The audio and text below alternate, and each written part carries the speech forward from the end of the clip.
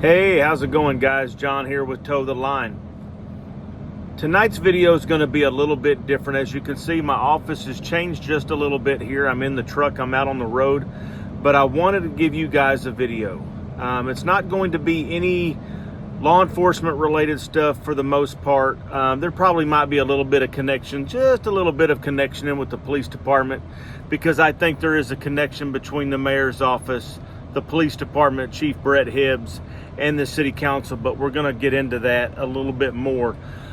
This is just going to be really me talking and kind of explaining some things that's going on in the city of Jacksonville, and that I think the citizens of Jacksonville need to be concerned about.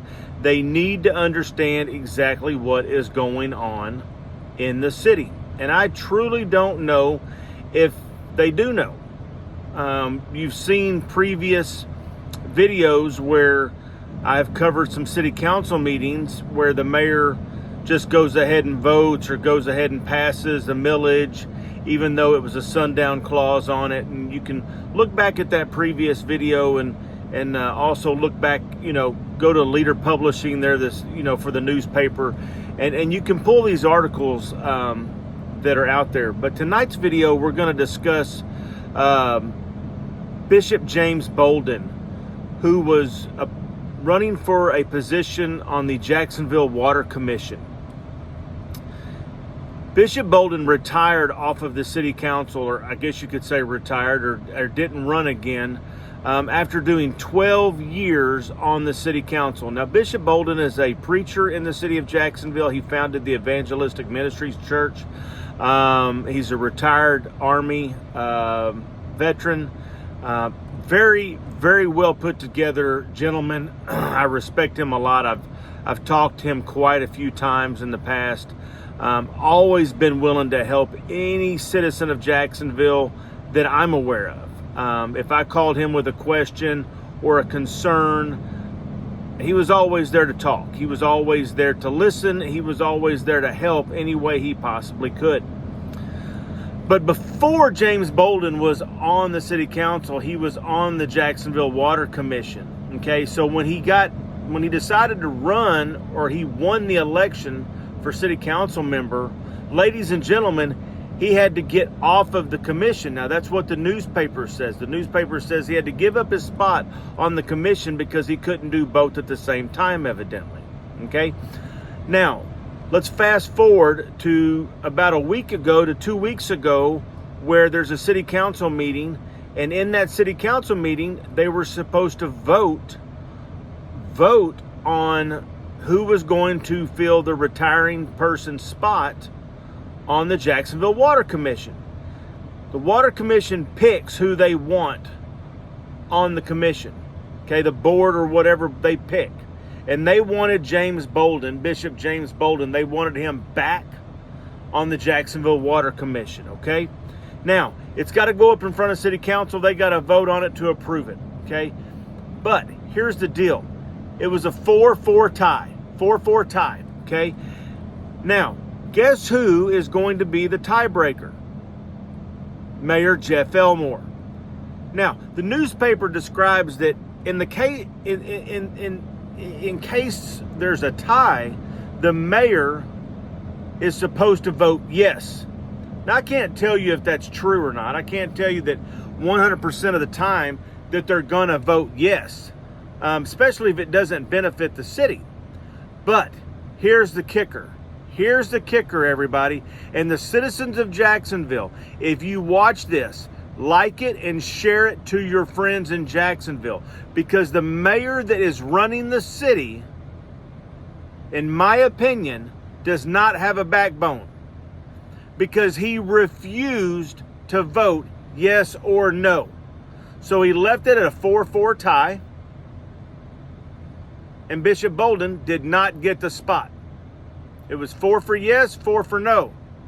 Now, that also falls back into Dr. McCoy, who's on the city council member. She had made a statement that it's kind of a spit in the face that Bishop Bolden didn't show up to the city council meeting when we were going to vote. She said that's disrespectful. Well, I also have a problem to say that Tanner Ruppel, who is also an alderman, who would have been the tie break for yes or no, he wasn't there. Now, I don't know if he had a previous engagement or if he got approval from the mayor or whatever else to be off or be away for that. But the mayor's excuse was that the vote caught him off guard and he wasn't prepared for it. I'm going to call bullcrap on that, Mayor Elmore, and you know it's bullcrap. You should know what's going on with that city council, and you should know what's on the agenda. Now, I'm not going to say you should know what they're going to vote, because if you all talk amongst yourselves, then that makes illegal meetings, and we all know the city of Jacksonville is notorious for having illegal meetings. Whether you're across the street at the restaurant, eating in the back room with every city council member, or whether you go to dinner parties, or you hang out, with other elected officials, if you're 3 or more, you're supposed to notify the press because that's considered an official meeting. But I digress, because you, Mr. Mayor, did not have the guts to vote. Now, here is my theory on this. And I've heard some rumblings across town and across the city from different people in the city that kind of believe the same way I do. And that is that Mary Twitty runs the city council. There's not a person on city council that doesn't go through Mary Twitty. Why? Because Mary Twitty's the vice mayor. Now, I don't know of any other city councils in the state of Arkansas that have a vice mayor position, but Mayor Elmore gave her the title vice mayor. Now, under state law, from my understanding and what I've tried to look up, is that there is no vice mayor position. It's not like you run for mayor and vice mayor, and it's not like the mayor has a running candidate to say like president and vice president, right? Okay, so Mary Twitty is making a name for herself. Well, she's using her mother-in-law's name, who was on city council. But here's the thing. She's getting her people strategically placed on city council.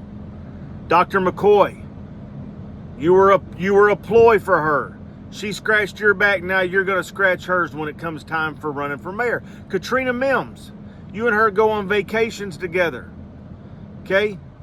Tanner Rupel, she recruited you. Who else did she recruit?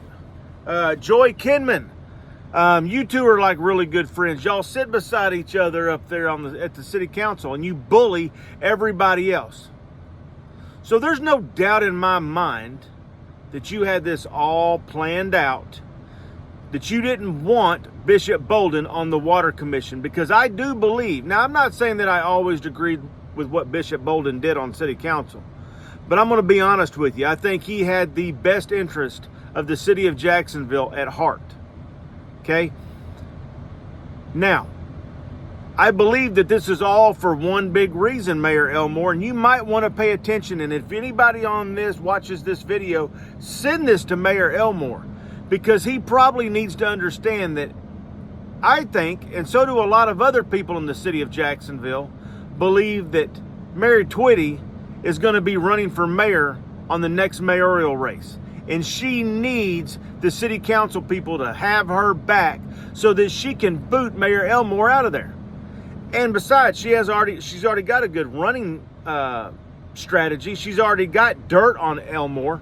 She can sit here and literally tell the city that he is spineless and he can't make his mind up and make a decision when it comes to voting on something as simple as putting somebody on the Water Commission. Caught him off guard. The citizens, he believes, don't care. He's said it before in city council meetings, and he's going to continue to feel that way. None of the citizens show up to city council meetings. They don't get that many views on YouTube. So that city council, those people that are sitting up there around the mayor, along with the city attorney, Stephanie Friedman, they're running the corrupt city of Jacksonville. That's the reason why you have a corrupt police department, is because they're all scratching each other's back. We get the raises. We don't have to worry about the budget. We don't have to worry about this. Nobody's going to argue this fact. Nobody's going to argue this fact. We can pass whatever we want to. And as long as Mary Twitty wants something And she has her votes from Dr. McCoy, Tanner Ruppel, Joey Kinman, Katrina Mims.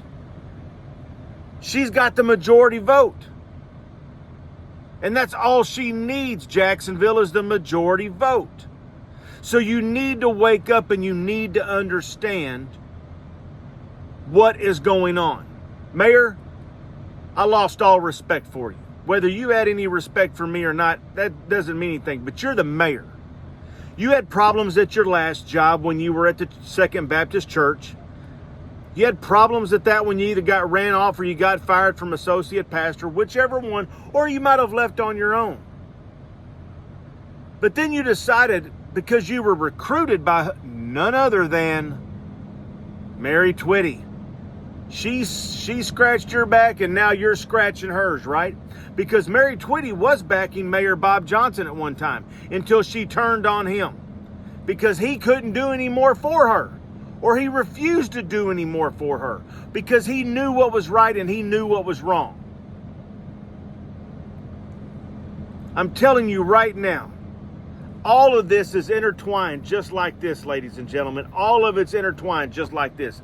The police department, the city council, and the mayor's office, and the city attorney's office. They're the ones running that city. Crime is going up. Whatever you citizens think, crime is going up in the city of Jacksonville. There's a lot of reports that aren't being taken, I promise you that. Because I can see the post out there on Facebook. I can see people's complaints about how the police department doesn't want to do anything to help them out. Or they advise there's nothing that we can do. Because nobody's going to argue the fact with Chief Hibbs. Nobody's going to argue the fact with Captain Richard Betterton. And nobody's going to argue the fact with Captain Wright. Or nobody's going to argue the fact with Captain Lett. If they say jump, everybody says how high. So I'm just telling you, Jacksonville, please wake up. Wake up. Share this video with people. Share it on your Facebook page. Make sure that the citizens of Jacksonville understand what's coming their way on the next election. You cannot look at Mary Twitty. You can't go to a city council meeting and not see the corruption sitting up there on that panel.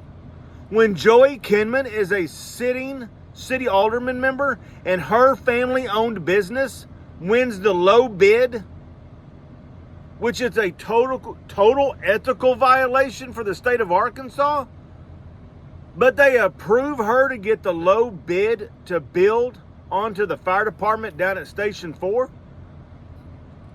nothing happens. What does she do? She starts pointing out and name calling on everybody else.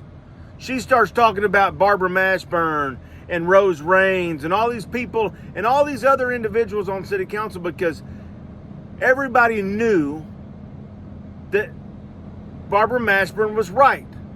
It was an ethics violation.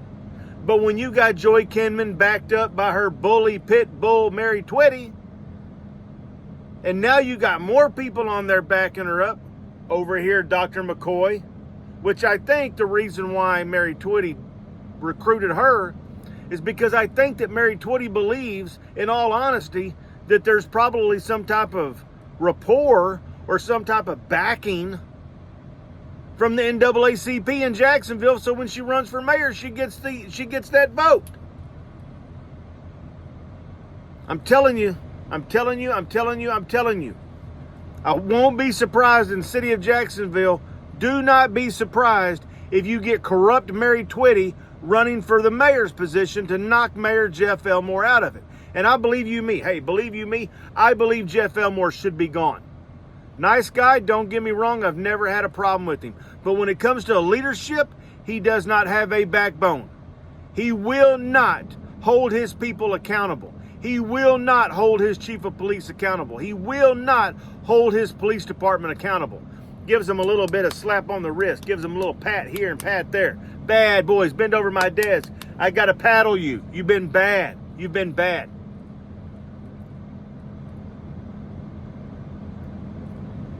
You better think about it, the city of Jacksonville. You better think about it. Read the Leader Publishing.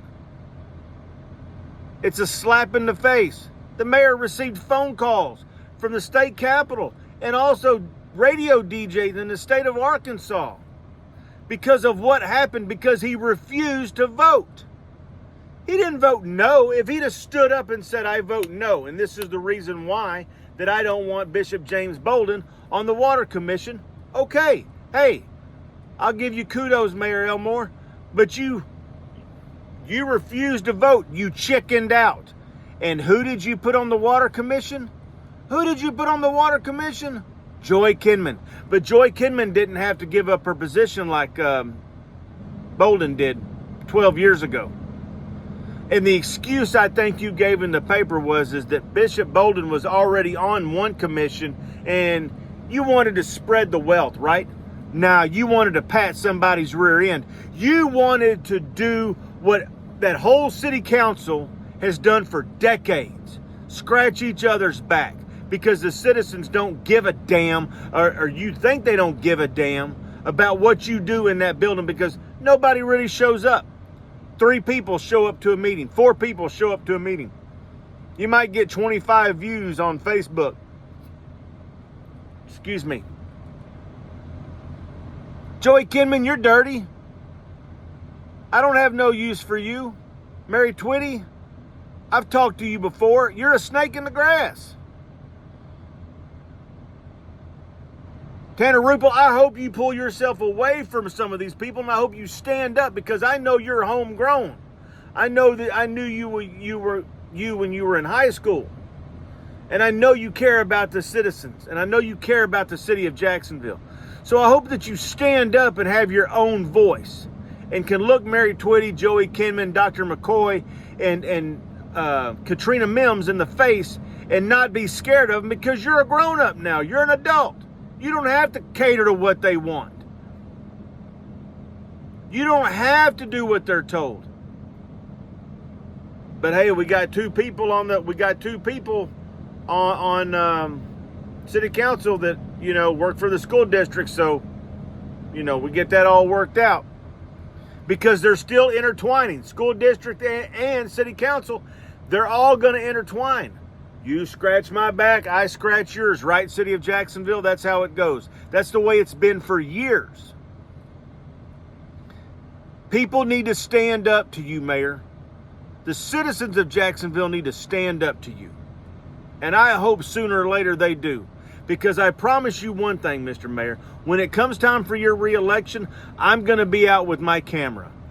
And I'm going to be out interviewing people. And I'm going to be out talking to you. I'm going to put the camera in your face. And I'm going to see if you can answer the questions. You love this city so much, but yet you hadn't really done crap for it. You're scared. You don't want to man up. Just like in our meetings. You sit there, you're all quiet. You don't have nothing to say. You try to gaslight me. You try to gaslight Amanda Erickson. You try to gaslight Ronnie Ford. And you try to gaslight Rebecca Ford. Because you think that that's what we want to hear. And you think that we're just going to walk away and be like, oh, okay. You're wrong. Now, for the one issue at the police department, remember at the beginning of the video I said that this has a little bit to do with the police department. Lieutenant Chris Burrow.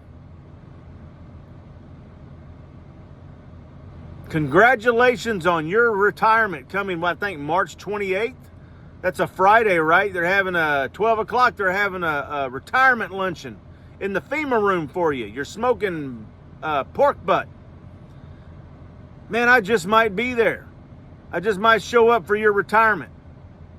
After 27 years, and at least after 6 years of sticking it to all the police officers in that police department to get what you want.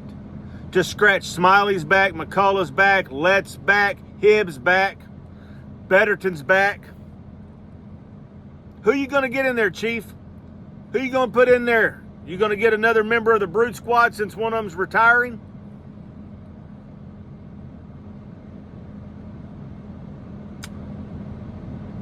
I will say it's a good thing for the Jacksonville Police Department that you're leaving. That's my opinion. And I bet there's a handful, if not two handfuls, of other officers inside that police department that'll be glad to see you go.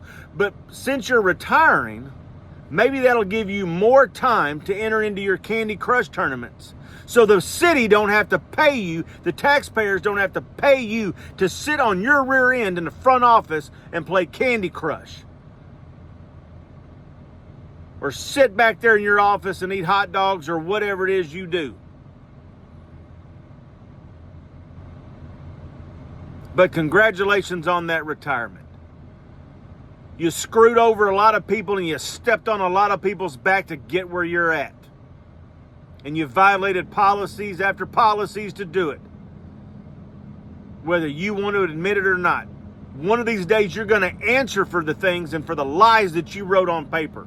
And for the way you interviewed people. All to get what you want. All to get what you want.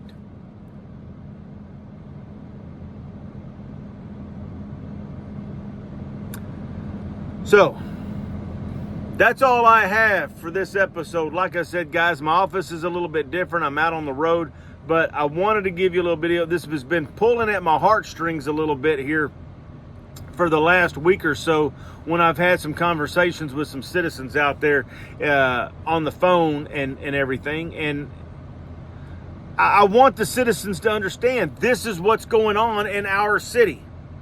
Okay? So please, pass this video along, like this video, share this video, comment on this video. Again, like me, hate me, whatever. I understand you have your own opinions, but open your eyes, Jacksonville. It's right there in front of you. Guys, I hope you have a good rest of the week. Got my green on. Happy St. Patrick's Day, everybody. If you're drinking tonight, please make sure that you have a sober driver. Stay away from the green beer. Might be bad for you, okay? But have a great rest of the week, and we will see you next weekend.